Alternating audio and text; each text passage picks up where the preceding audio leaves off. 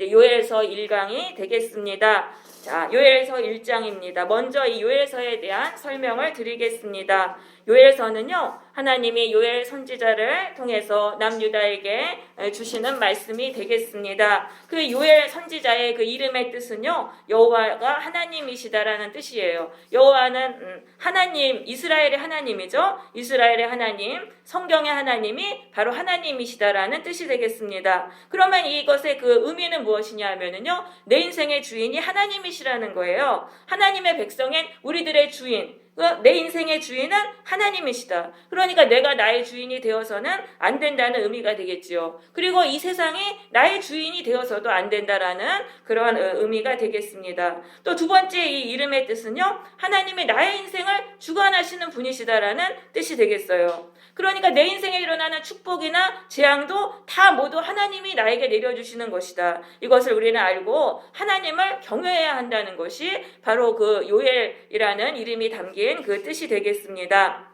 자, 그래서 이제 1장으로 들어가 보시면은요, 1장은 메뚜기 재앙을 말하고 있습니다. 1장 1절에 보시면 부두엘의 아들 요엘에게 임한 여호와의 말씀이라 라고 되어 있습니다. 자, 이 요엘의 아버지의 이름이 부두엘인데요, 부두엘이라는 이름의 뜻은 하나님의 광대하게 하셨다라는 뜻입니다. 그러니까 이 요엘의 할아버지도 이제 하나님을 믿었던 그런 사람이죠. 그러니까 그 자식의 이름을 그렇게 지었던 것이죠. 그래서 요엘은 하나님을 경외하는 그런 가정에서 자라났던 자입니다. 자, 그런데 요엘에게 임한 하나님의 말씀이다라고 되어 있어요. 그럼 요엘이 어떻게 해서 하나님의 말씀 받았냐면 기도하는 중에 받았던 거예요. 하나님의 말씀은요, 우리가 기도하는 중에 임하게 됩니다. 기도를 통해서 우리는 우리의 영혼 깊은 곳에서 말씀하시는 하나님의 음성을 듣게 되는 것입니다.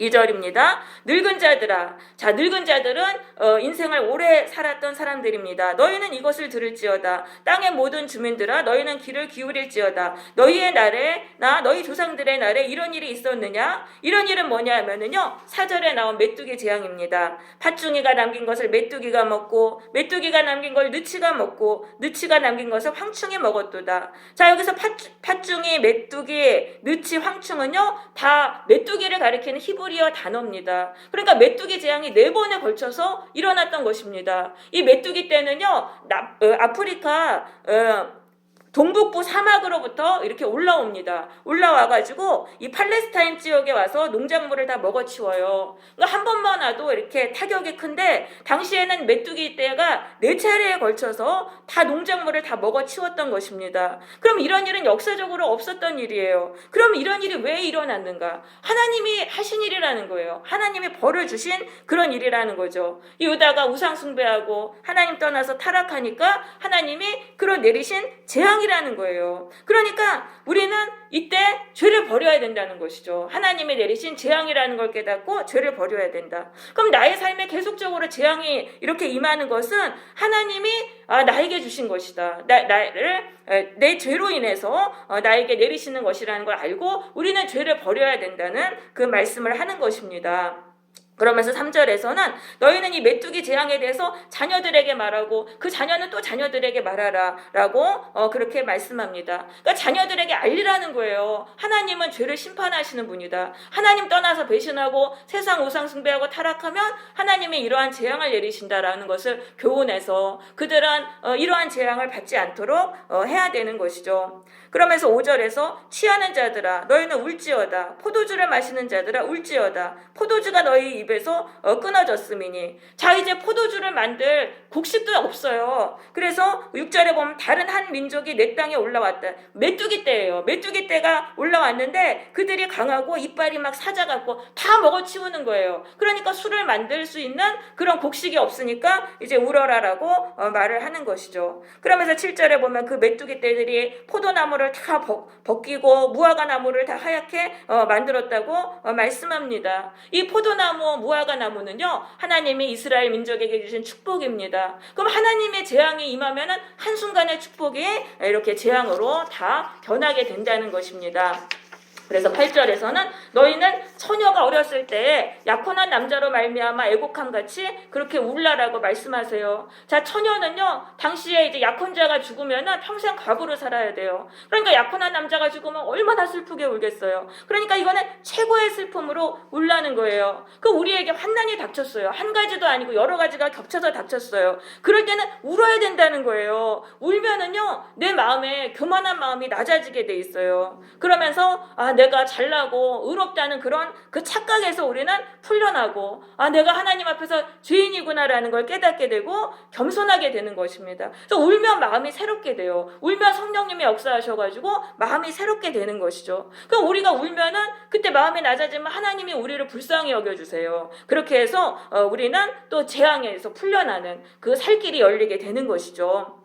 그러면서 9절에서 소재와 전제가 여호와의 성전에서 끊어졌다. 소재는 이제 곡식 가루로 드리는 제사예요. 그것도 드릴 수가 없어요. 곡식이 없으니까. 전제는 포도주를 부어서 드리는 제사인데 그것도 드릴 수가 없어요. 그러니까 이제 제사장들이 슬퍼하는 거예요. 백성들이 갖고 온 거 하나님께 바치고 남은 거로 먹는데 먹을 게 없으니까 제사장들도 슬퍼하였습니다. 자, 그러면서 다 모든 것들이 10절부터는 모든 이제 농산물들이 다 떨어진 것을 말하고 있습니다. 메뚜기 떼들이 다 그냥 먹어치워가지고 그렇게 됐어요. 그래서 모든 인간의 즐거움이 사라지게 됐어요. 그러니까 13절에서 제사장들아 너희는 굵은 배로 동이고 슬퍼 울지어다. 자, 그러면서 제사장들에게 울라라고 말씀하세요. 왜냐하면 이 유다의 메뚜기 재앙이 임한 것은 1차적인 책임이 제사장에게 있다는 것이죠. 제사장들이 백성들을 바르게 이끌지 못했어요. 그러니까 백성들이 하나님 떠나서 우상 숭배하고 타락해가지고 이런 메뚜기 재앙이 왔잖아요. 그러니까 이제는 제사장들에게 먼저 울라라고 말씀하세요. 그럼 우리 이렇게 나라의 재앙이 임하고 그럴 때는 목회자들이 제일 먼저 울어야 된다라는 것이죠. 목회자들이 사명을 제대로 감당하지 못함으로 인해서 나라의 재앙이 닥쳤다는 것을 알고 우리가 회개함으로 목회자들이 먼저 회개함으로 목회자들이 새롭게 돼야 돼요. 목회자들이 울어야지만 마음이 새롭게 돼서 백성들을 하나님께로 바르게 인도할 수 있는 거예요. 울지 않으면은 마음이 그냥 똑같아요. 이전하고. 그러면은 또 똑같이 잘못된 방향으로 이끌 수밖에 없어요. 그러니까 울으라는 거예요. 울어서 마음이 새롭게 되어라. 그러면 백성들을 바르게 이끌 수 있잖아요. 그렇게 울은 다음에는 금식일을 정하고 성회를 소집하라는 거예요. 그러니까 성회를 소집한다. 다 백성들을 다 모아가지고 종교적인 금식 대성회를 열라는 것이죠. 집회를 열라는 것이죠. 그러니까 금식하라는 건 뭐예요? 금식을 하면은 기운이 딸려서 세상 일은 하나도 못해요. 그러니까 세상 일은 다 버리고 하나님께 전적으로 매달려서 기도하라는 거예요. 모두가 모여가지고. 그럼 왜냐하면 이 재앙의 때에는 돈 벌고 공부하고 이런 세상의 일이 아무 쓸데가 없는 거예요. 이 재앙에서 우리가 풀려나는 것이 가장 급하기 때문이죠. 그래서 하나님께 기도하는 것에만 우리는 올인해야 되는 것입니다. 그러면서 장로들과 이 땅의 모든 주민들을 모으고 기도해라. 재앙의 때에는요, 공동체에 속한 모든 사람이 한 사람도 빠짐없이 모여서 하나님께 부르짖어 기도해야 돼요. 모두가 한 마음으로 기도할 때 그렇게 되면은 재앙이 빨리 떠나게 되는 것입니다. 그러면서 여호와께 부르짖을지어다. 하나님께 부르짖어 기도하면은요, 하나님이 재앙의 원인을 깨닫게 해주시는 거예요. 뭐 때문에 이런 재앙이 왔는지 그 원인이 되는 죄가 있잖아요. 그걸 깨닫게 해주시고, 그럼 거기서 풀려나려면 어떻게 해야 되는지도 깨닫게 해주시는 거예요. 그렇게 되면은 내 생각의 변화가 일어나고 피할 길이 거기서 나오는 거예요. 재앙에서 풀려나게 되는 거죠. 그래서 예레미야 33장 3절에서는 너는 내게 부르짖으라. 내가 내게 응답하겠고 내가 알지 못하는 크고 은밀한 일을 내게 보이리라 라고 하나님 말씀하셨던 것입니다. 자, 그러면서 15절에서는 이제 슬프다. 여호와의 날이 가까워졌다라고 말씀하십니다. 곧 멸망같이 전등자에게로부터 이르리로다. 여호와의 날은 뭐냐면 유다가 완전히 멸망하는 날이에요. 지금 메뚜기 재앙 이걸 4번이나 받았는데 그거는 그냥 경고일 뿐이라는 거예요. 앞으로 이제 완전한 멸망의 날이 지금 다가오고 있다는 거예요. 그러니까 그것을 깨달으라는 거예요. 이 메뚜기 재앙을 당한 것을 통해서 그것만이 다가 아니라는 거예요. 그거로 슬퍼할 게 아니라 앞으로 더 큰 재앙, 나를 완전히 파멸시킬 멸망이 지금 다가오고 있다는 것을 우리가 깨달으라는 거예요. 그거를 그 경고를 받으라는 그러한 말씀이죠. 멸망의 날이 오면은 더 이상 그때는 그 기회가 없어요. 완전히 멸망을 당하게 되는 거거든요. 그러니까 그 날이 오기 전에 빨리 죄를 버리라라고 하나님은 말씀하시는 것입니다. 그러니까 우리가 죄는 눈에 보이지 않지만은 죄가 계속 쌓이면 멸망의 날이 닥치는 거예요. 그럼 하나님은 우리가 생각 없이 무방비 상태로 있다가 멸망을 당하면 안 되니까 그 전에 여러 가지 어려움을 주시는 거예요. 재앙을 주셔가지고 그거를 통해가지고 우리가 그 어려움을 통해서 죄를 회개하게 하셔가지고 우리가 멸망의 날을 피하도록 하시는 것입니다. 그러니까 우리가 나에게 지금 재앙이 당했지만은 그것만으로 슬퍼할 게 아니라 내가 회개하지 않으면 나는 이제 완전히 이제 멸망 당하겠구나. 이걸 깨달으라는 거예요. 이걸 깨닫고 빨리 여기서 나를 고치고 내가 버려야 될 그 죄를 버려야 된다라는 그러한 말씀인 것입니다. 그래서 우리가 인생의 어려움을 통해서 나를 돌아보고 나의 죄를 고치면은 멸망의 날을 피하게 돼요. 그뿐만 아니라 지금 나에게 임했던 어려움도 떠나가게 되는 것입니다. 예레미야 18장 21절에 악인이 그가 행한 모든 죄에서 돌이켜 떠나서 내 모든 율례를 지키고 정의와 공의를 행하면 반드시 살고 죽지 아니할 것이다. 그래서 내 죄만 지금 버리면은 하나님은 재앙에서 다 풀어주세요. 그리고 자꾸 살 길을 열어주시는 것입니다. 그래서 회개를 해야 되는데 이제 성도가 어려움을 당하는데도 기도를 안 하는 거예요. 게으르니까. 이게 기도하는 게 쉬운 게 아니거든요. 그러니까 기도를 게을러가지고 하지 않고 또 완악해가지고 죄를 버리지 않아요. 그러면은 이 멸망의 날이 갑자기 닥쳐가지고 그때는 완전히 멸망하게 되는 거죠. 그래서 내가 인생에 어려움이 왔을 때는 이게 내 죄 때문에 이게 왔구나. 이거를 알아야 되는 거예요. 하나님을 원망해서도 안 되고 남의 탓도 아닌 거예요. 저 사람 탓이 아니라 내 죄 때문에 이렇게 된 거구나. 이런 것을 깨닫고 우리가 기도를 통해서 나의 죄를 버려야 되는 것입니다. 우리가 십자가를 바라보면서 나의 죄를 고쳐달라고 그렇게 기도해야 돼요. 그러면 재앙도 떠나고 이제 살 길이 열리게 되는 거죠. 자, 근데 16절입니다. 먹을 것이 우리 눈앞에 끊어지지 아니하였느냐? 기쁨과 즐거움이 우리 하나님의 성전에서 끊어지지 아니하였느냐? 씨가 흙덩이 아래에서 터져 썩어졌고 창고가 비었고 곡간이 무너졌으니 이는 곡식이 시들었음이로다. 자, 씨가 흙덩이 아래에서 터졌어요. 이건 뭐냐면 가뭄이 온 거예요. 또 거기 엎친 데 덮친 격으로 또 이제 가뭄까지 또 온 거예요. 그래가지고 씨앗을 심었는데 그것이 그냥 다 타가지고 말라서 죽어버린 것입니다. 그래서 가축이 울부짖고 먹을 게 없으니까 다 이제 들짐승들도 다 굶어 죽을 그런 상황이 되었습니다.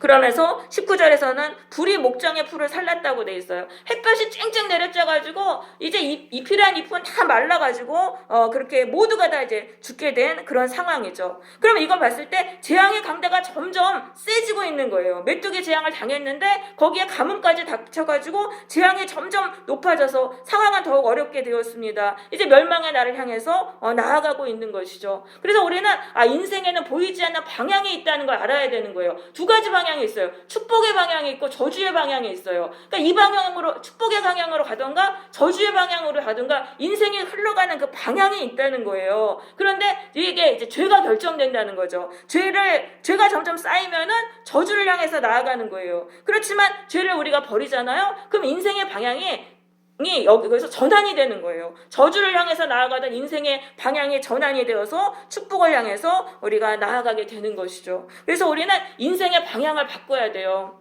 그러니까 회개 기도를 해야 돼요. 내가 고쳐야 될 그 부분들을 고치고 그것을 회개 기도를 함으로 죄를 버리면은 인생의 방향은 또 전환된다. 멸망에서 축복으로 전환되고 재앙에서 점점 풀려나서 생명을 얻게 되는 것입니다.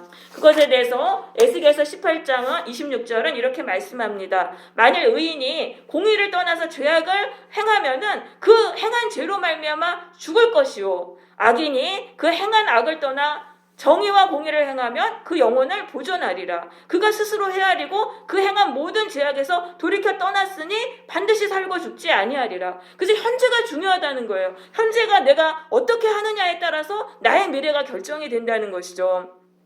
그러니까 나의 지금 현재는요, 내 과거가 만든 거예요. 내 과거가 살아온 게 내 현재를 만들었어요. 그런데 내 현재는 또 나의 미래를 만든다는 것이죠. 그래서 내 현재에 내가 의롭게 사는 것이 중요합니다. 그래서 현재의 죄만 버리면은 살게 된다. 그래서 현재에 집중해서 나의 죄를 고치도록 우리는 해야 되는 것입니다. 그래서 정리를 하면은요, 인생에 여러 가지 어려움이 닥쳤어요. 그럴 때는요, 우리가 어떻게 해야 됩니까? 세상 일을 다 멈추고 하나님께로 가서 부르짖어서 기도해야 된다는 것입니다. 세상의 일보다 이 여호와의 날을, 이건 완전한 멸망이죠. 이것을 피하는 것이 가장 중요하기 때문입니다. 하나님은요, 우리가 멸망을 피하게 하시려고 인생의 여러 어려움을 주시는 거예요. 그래서 잠자는 우리의 영혼을 깨우시고 기도하게 하시는 거예요. 그러니까 이런 어려움은 하나님이 나에게 기도하라고 주시는 경고구나라는 것을 깨닫고 우리는 이제 회개를 뒤로 미루면 안 되는 거예요. 내가 고칠 거는 고치고 나를 새롭게 해서 바로 잡아야 되는 것이죠. 그래서 이렇게 환난이 닥칠 때는 하나님께로 가서 울면서 우리는 기도해야 된다는 것입니다. 울며 기도할 때 교만한 마음이 낮아져서 겸손하게 됩니다. 그리고 또 성령님이 역사하세요. 우리가 울 때 성령님이 역사하세요. 그러니까 보이지 않았던 내 죄와 나의 잘못된 것들이 그때 보이게 되는 것입니다. 그래서 이제 그것을 고치면은, 원인을 알았잖아요. 그것을 고치면은 이제 인생이 전환된다는 거죠. 멸망을 향해서 나아가던 인생이 방향을 틀어가지고 그 저주에서 풀려나는 거예요. 저주를 풀려나면서 축복을 향해서 나아가게 된다는 것입니다. 그래서 나의 미래는 나에 의해서 결정된다는 것을 우리는 깨닫고 나의 죄와 잘못을 고침으로 우리의 미래가 복된 미래가 되도록 해야 한다는 말씀이 되겠습니다. 네, 우리 한 5분 정도 우리 묵상하시고 또 이제 나눔의 시간 갖도록 하겠습니다.